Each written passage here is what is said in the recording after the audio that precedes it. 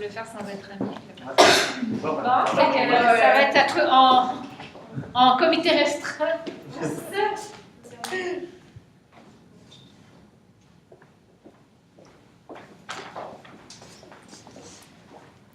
Bonjour. Anne Guérinal, directrice de la fondation de l'UAM. Enchanté, Alexandre. Anne Guérinal, directrice de la fondation. Samuel, enchanté. Enchantée. Alors, je vous rappelle rapidement les écoles d'instruction. Pendant ce temps-là, je vais me préparer pour vous minuter. Vous savez que vous avez 20 minutes pour faire votre présentation. Qu'en aucun cas, vous devez dévoiler le nom de votre université ni la lettre de votre université. Qu'à 10 minutes, c'est pour moi qui vais avoir le choix de... J'ai pas le choix, c'est moi qui le fais. Donc, à 10 minutes, je vous ferai savoir qu'il vous reste 10 minutes. 5, 2, puis 30 secondes. Ça va sonner parce que je vais tellement... Mais sinon, on peut mettre juste le téléphone. Tu vas voir? Ouais.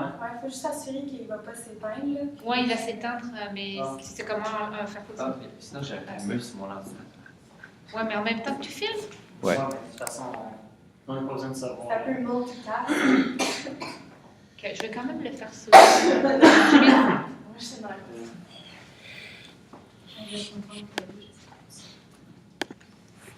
Ouais, la jambe. La petite voix à casse en plein milieu.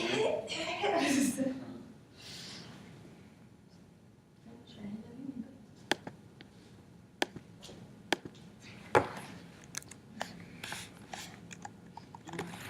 Et qui peut filmer en même temps qu'il... Ouais. Ok.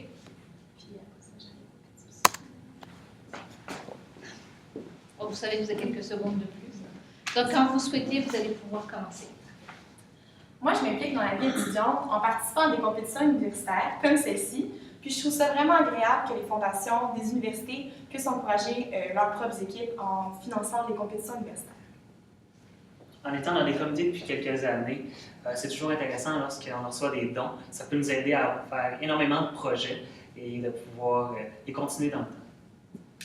Pour avoir déjà reçu une bourse de mon université, c'est sûr que je suis très reconnaissant de ce que la Fondation peut avoir comme impact sur mon parcours scolaire. On le sait bien, la philanthropie est de plus en plus présente chez les Canadiens et les Québécois.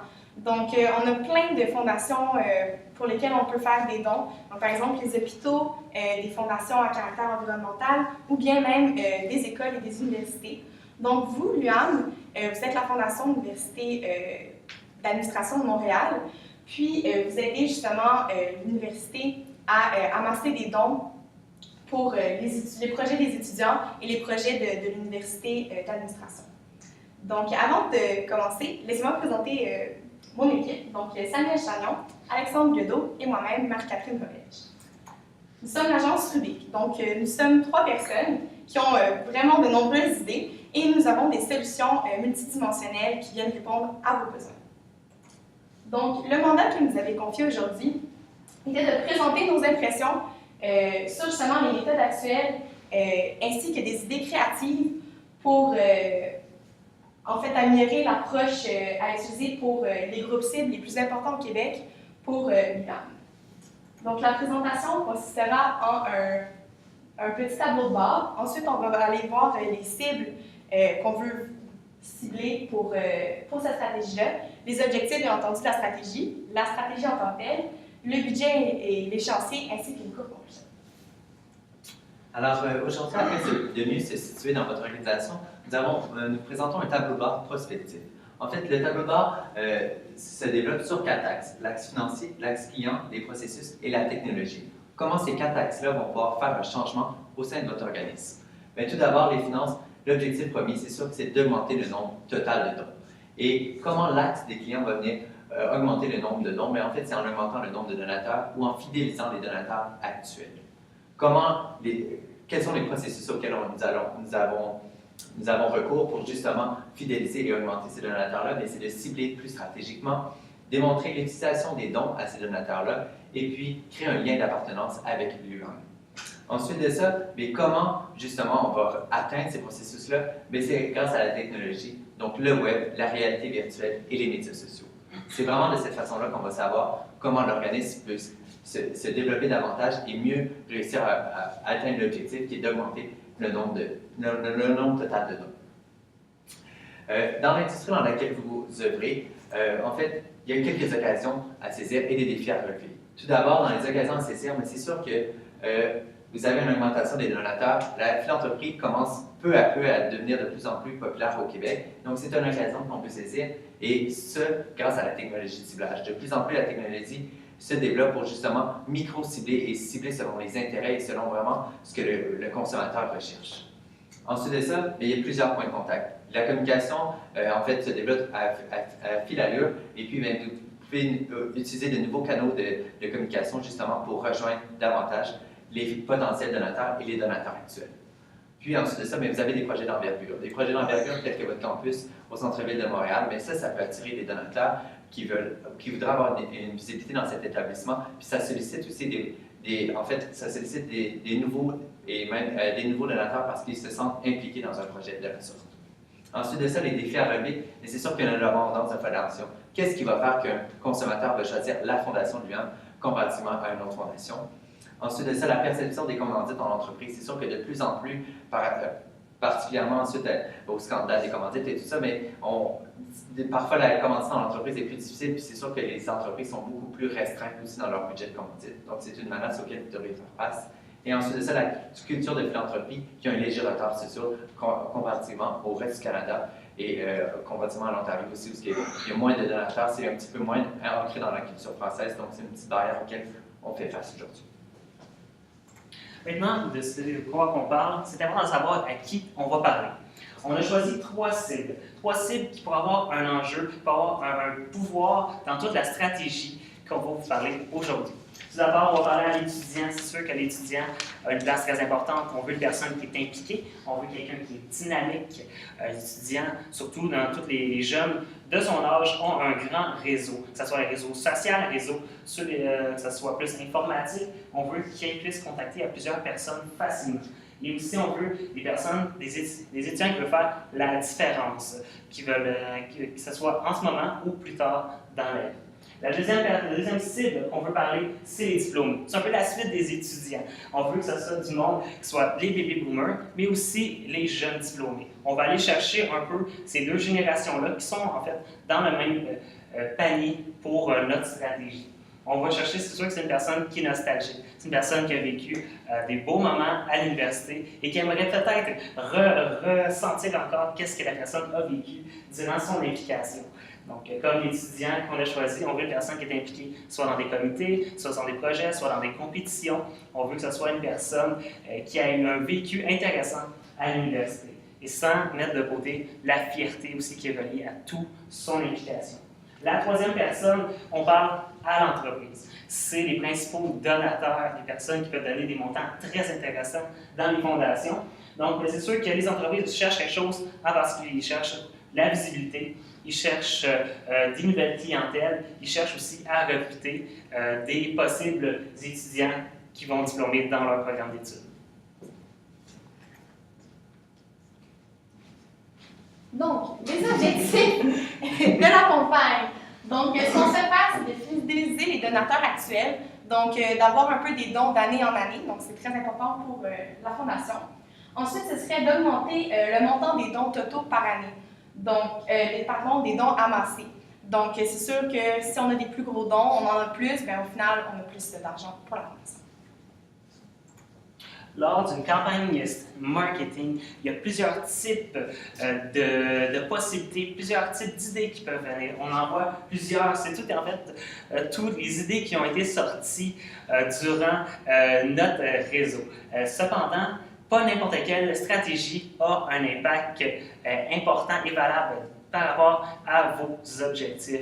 Nous, on s'est basé sur 3 critères principaux pour pouvoir choisir la stratégie qui serait la meilleure. Tout d'abord, la facilité. Comment on peut implanter une stratégie facilement avec ce que vous faites en ce moment et comment on peut la développer dans l'avenir. Et par la suite, on a choisi aussi avec les coûts. Une stratégie qui ne va pas amener des coûts trop importants pour qu'est-ce que ça peut rapporter. Et la 3e est la façon d'aller rejoindre le plus facilement les 3 cibles que je vous ai présentées un peu plus tôt. Donc, on peut voir en fait les solutions qui ont été retenues. Chaque solution va être présentée un peu mieux durant la stratégie, mais on peut les voir rapidement. Tout ce qui touche avec le partenariat avec les associations étudiantes, Nous avons les moments clés, les moments importants chez les étudiants et les diplômés. Une infolettre, les médias sociaux, la réalité virtuelle et la réalité augmentée.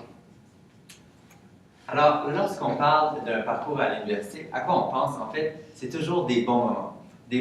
En fait, même nous, on se fait dire que c'est les plus beaux jours qu'on va vivre. C'est une expérience qu'on va se rappeler toute notre vie. Nos parents nous le disent. Et puis, en fait, on sait qu'on va vivre une expérience, c'est peut-être un 3-4 ans qui va rester marqué à très longtemps. On crée nos réseaux professionnels, on crée des expériences qu'on ne vivra probablement plus. Ou, c'est vraiment un dernier bout de chemin avant de rentrer dans la vraie vie des adultes, les vraies responsabilités. Alors, c'est pour ça aujourd'hui qu'on vous présente la campagne marketing pour la Fondation UQAM, les plus beaux jours de votre vie. En fait, c'est vraiment pour aller chercher cette fibre sentimentale-là, la nostalgie, autant des diplômés que des étudiants qu'il faut vivre les plus beaux jours de votre vie actuellement. Donc, le premier déploiement de la stratégie, ça va être vraiment une personnalisation des services que vous offrez déjà. Donc, auprès des diplômés, comment on va venir personnaliser ce service-là? C'est vraiment en ayant justement cherché ces mots-clés-là. Donc, dans la base de données, ça va vraiment être ajouté, par exemple, l'implication que ces étudiants ont eue là. S'ils ont participé au jeu du commerce, s'ils ont participé à l'opening marketing, s'ils faisaient partie du comité pour la promotion du BAL, mais c'est peut-être d'aller les solliciter juste avant ces événements-là. Vous rappelez-vous, lorsque vous êtes monté sur le podium au jeu du commerce, aider la délégation de cette année à monter eux autres aussi sur le podium. C'est vraiment d'aller, la culture de don, c'est vraiment dans des moments spontanés plutôt que dans des moments périodiques. Donc, on va aller les chercher de cette façon-là. Que ça soit, par exemple, rappelez-vous quand vous êtes parti en échange et puis vous avez reçu une bourse de la Fondation, bien, aider un autre étudiant à partir en échange puis avoir un petit peu plus de revenus. Donc, c'est vraiment les compétitions académiques. Lorsque, par exemple, des gens qui ont déjà reçu des bourses de la Fondation, c'est de recommuniquer avec eux tout au long de l'année, puis vous dire, vous avez reçu une bourse lorsque vous étiez aux études, bien, pourquoi pas donner pour qu'un étudiant puisse bénéficier d'une bourse lui aussi. Donc, c'est vraiment une personnalisation dans les communications. Ensuite de ça, pour les entreprises, comment on va venir personnaliser l'offre? Mais on l'a dit, c'est vraiment des entreprises qui soient en recherche du recrutement ou qui veulent vraiment vendre leurs services, par exemple, particulièrement les institutions financières qui veulent vendre leurs services aux étudiants. Mais là, c'est vraiment de venir créer des partenariats avec les associations étudiantes. Les associations étudiantes cherchent déjà plusieurs commanditaires pour leurs activités, que ce soit le comité de promotion, que ce soit les comités en charge des compétitions académiques. Eux autres, ils veulent chercher des dons. En fait, la Fondation va pouvoir venir les aider en disant, la personne responsable des commandites, on peut l'aider, nous allons trouver des commanditaires, nous allons approcher les entreprises avec vous, ils vont pouvoir faire un don dirigé par la Fondation pour votre projet. Puis de cette façon-là, mais en échange, produisez-nous du contenu, produisez-nous des vidéos pour justement refaire vivre cette expérience que vous allez faire vivre, que ce soit justement pour un échange, que ce soit pour une bourse ou une compétition académique. La façon qu'on va les rejoindre, c'est d'abord, comme vous faites déjà en ce moment, l'appel téléphonique marche super bien. Donc, on peut contacter les diplômés, les entreprises. C'est des personnes qui ont déjà fait des dons par le passé. Ils pourraient toujours être intéressés à en faire maintenant. Donc, nous, on veut garder ce même type de stratégie qui ne changerait pas. On veut bouger aussi au niveau des médias sociaux, qu'on veut avoir une implication un peu plus importante, surtout avec tous les vidéos et toute l'implication qu'on va avoir pour la visibilité chez les diplômés et les entreprises. On y va dans le même une petite idée avec tout ce qui est l'infolettre. C'est toute l'information par rapport aux projets qui sont possibles, tout ce qui est important pour les personnes qui veulent faire le don. Donc, vous pouvez aller dans ce type d'information. Il y a aussi le partenariat avec les associations qui, en fait, les étudiants vont devenir une sorte d'ambassadeur pour les projets et aller chercher des entreprises, aller chercher des dons pour votre fondation. Dans les indicateurs de performance, c'est sûr qu'on y va avec tout ce qui va avec les chiffres. Le nombre de dons, il y a beaucoup d'augmentation au niveau des dons de chaque année, à chaque projet. Est-ce qu'il y a des moments un peu plus forts? Est-ce qu'il y a des saisons qui sont plus importantes dans le moment des dons? L'engagement, est-ce que le monde sont prêts à communiquer? Est-ce que le monde sont fiers d'aller donner des dons dans différents types de projets? Et là aussi le nombre de taux de réponse positive. Donc, pour notre deuxième stratégie, il s'agit de la création de contenu. Donc, ce qu'on vient faire, c'est qu'on vient créer des vidéos témoignages Donc, par exemple, Marianne qui vient de faire sa thèse, bien, qui va la résumer rapidement, puis qui va remercier l'UQAM d'avoir fourni, dans le fond, une bourse, par exemple, pour sa thèse. On va aussi parler, par exemple, des jeux du commerce ou du happening marketing ou de l'omnium financier, donc une compétition qui s'est bien passée, faire un petit recap de ce qui s'est passé pendant la fin de semaine, quelles équipes sont montées sur le podium. Ensuite, on va également faire des montages photos, donc dans le même ordre d'idée que des vidéos témoignages, sauf que c'est dans un format différent. Ensuite, une réalité augmentée. Donc, par exemple, sur Facebook, on peut faire des photos un peu 360.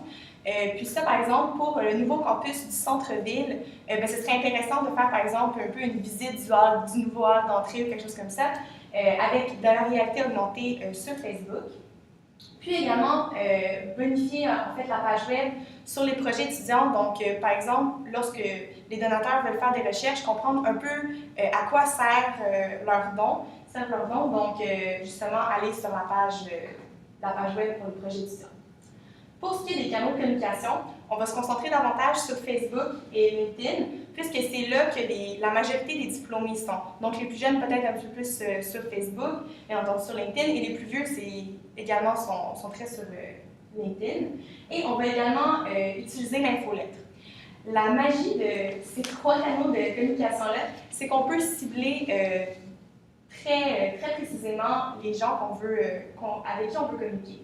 Donc, par exemple, on peut cibler par degré de scolarisation sur les médias sociaux et par intérêt. Donc, tout le monde, dans le fond, qui aurait liké, par exemple, la page de l'université et de la fondation, par exemple, peuvent être ciblés justement par intérêt avec le degré de scolarisation, mais comme ça, on s'assure vraiment qu'ils vont voir nos publications sur les médias sociaux.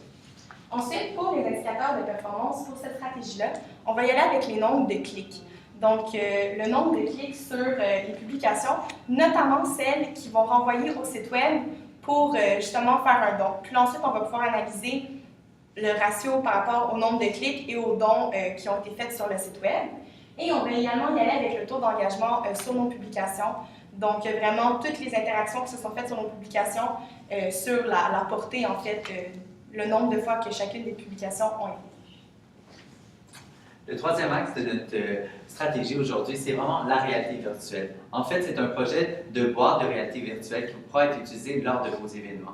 Vraiment, la réalité virtuelle, justement, pour faire vivre ces projets-là. Les projets que vous présentez, que vous subventionnez, par exemple, le campus au centre-ville de Montréal, mais ce sera une super belle vitrine pour justement faire vivre aux donateurs l'expérience que sera sur le campus et un peu faire rêver, justement, pour les inciter à effectuer un don. Donc, ce sera vraiment des visites virtuelles exclusives, justement, puis qu'on va pouvoir utiliser lors des événements auxquels vous êtes déjà présents. Cette stratégie-là va avoir son importance vraiment durant les événements. Donc, nous allons pouvoir rejoindre directement la clientèle à l'événement même. Donc, on parle des tournois de golf que vous faites en ce moment, les soirées avec les grands donateurs. Vous amenez la clientèle directement, la clientèle cible vient à vous. Donc, on peut aller les rejoindre directement dans ce type d'événement. Les indicateurs, c'est sûr que ça va être le nombre d'utilisations d'avoir. Donc, pour cette stratégie-là, est-ce que le monde sont intéressés à utiliser ce type de campagne? Et aussi le montant amassé, est-ce que c'est plus important que les années passées? Alors, pourquoi passer avec cette stratégie-là?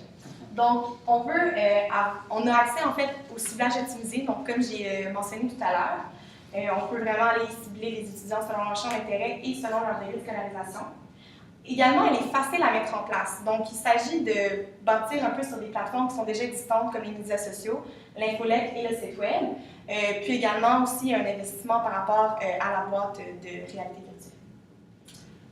Pourquoi la stratégie évolue bien dans le temps? En fait, c'est que les étudiants actuels deviendront les ambassadeurs. Ils vont avoir été témoins de ce que la Fondation a fait dans leur parcours. Ils vont vouloir ensuite de ça redonner. Et pourquoi, en fait, elle est si facile à adapter au projet en cours de la Fondation? On ne change pas les méthodes que vous faites. Vous les faites déjà bien. Vous allez seulement les faire mieux, justement parce que c'est mieux ciblé et justement parce que vous allez aller toucher directement la fibre émotive des cibles, particulièrement les diplômés, en allant les chercher dans des moments clés de leur parcours scolaire qu'ils ont appréciés et qu'ils vont en vouloir redonner. Et pourquoi on utilise une campagne qui est uniquement web? C'est parce qu'on va aller chercher la nouvelle clientèle, hein, qui est les milléniaux, qui s'utilisent uniquement et principalement tout ce qui est les réseaux sociaux. Donc, on va aller les rejoindre facilement. Et aussi, pourquoi qu'on veut aller chercher le sentiment d'implication chez les donateurs? Parce qu'on veut qu'ils puissent aller mettre des dons pour des projets spécifiques. Et on va aller chercher la fibre nostalgique, on va aller chercher un peu la fierté de leur implication, de ces anciens étudiants. Donc, c'est pourquoi nous utilisons cette stratégie. Alors, côté budget, on a la personnalisation, qui était notre première stratégie. On a mis 117 000 $, donc ça revient à peu près à 30 de notre budget. Ensuite, on y va avec la création de contenu pour 105 300 $. Et le placement média qui est de 101 400 $. Donc, ça revient, ces deux stratégies-là reviennent à peu près à un petit peu plus que 50 %. Donc, le placement média, c'est particulièrement important justement pour cibler et faire voir davantage nos publications sur le web. Ensuite, 27 300 pour la réalité virtuelle, donc tout le développement du concept, le matériel et tout ça. Ensuite, on a un coussin pour les incidents, les imprévus, de 10 %, donc 39 000 pour un budget total de 390 000. Pour l'échéancier, on était avec un court terme, long terme et moyen terme. Donc, la personnalisation et la création de contenu, c'est des choses qu'on va faire tout le long de la campagne, donc vraiment de A à Z. Puis, on va prioriser ces deux stratégies-là dans le court terme pour vraiment tout de suite créer du contenu, tout de suite instaurer, dans le fond, ces stratégies-là pour la campagne. Ensuite, pour ce qui est du placement média, on va commencer à le faire plus au moyen terme et bien entendu au long terme, donc continuer à le faire par la suite. Et la réalité virtuelle, puisque c'est vraiment en lien, par exemple, avec le campus au centre-ville, on le place au moyen terme, puis dans le long terme, ce serait probablement un autre projet qui prendrait la place de ce projet. La stratégie qu'on vous a montrée aujourd'hui est d'aller chercher 3 personnes principales. On est allé chercher l'étudiant, le diplômé et aussi l'entreprise, qui vont en fait pouvoir donner des dons dans votre fondation de façon différente. Dans la stratégie, c'est sûr que l'étudiant va aller chercher tout le côté de plus de personnalisation.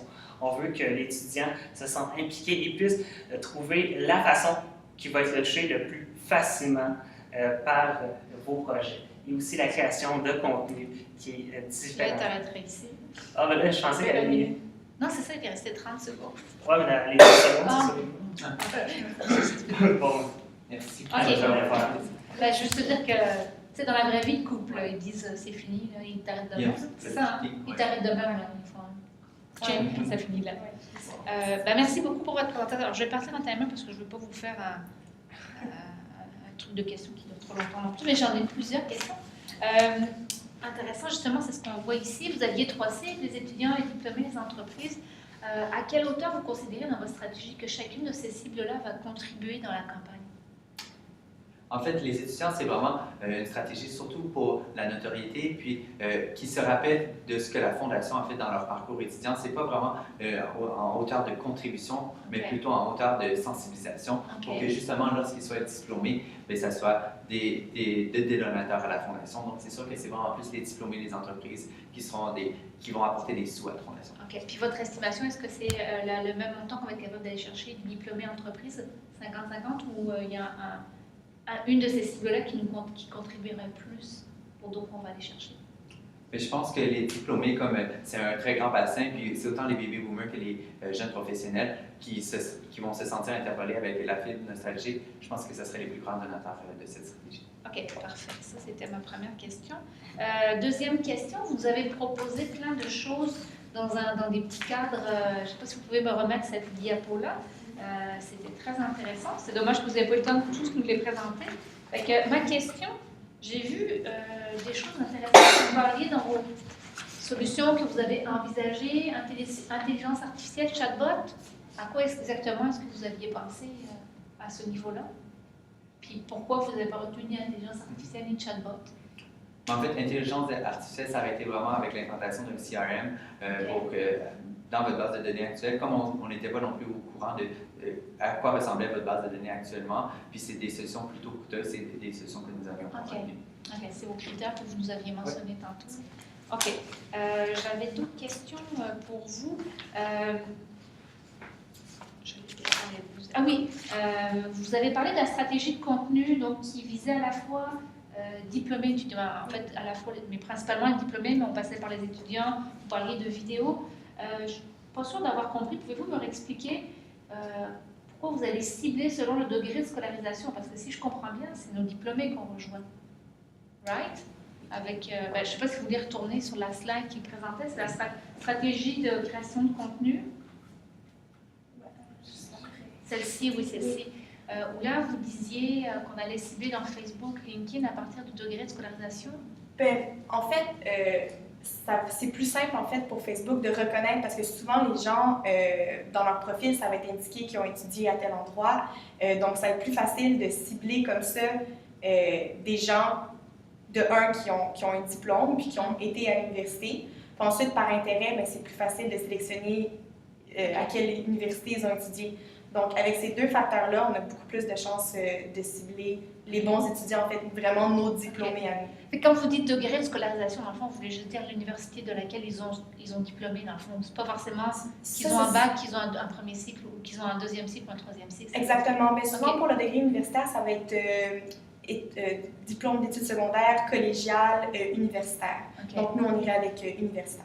Puis, on est capable de cibler des gens qui sont passés par l'Université d'administration de Montréal.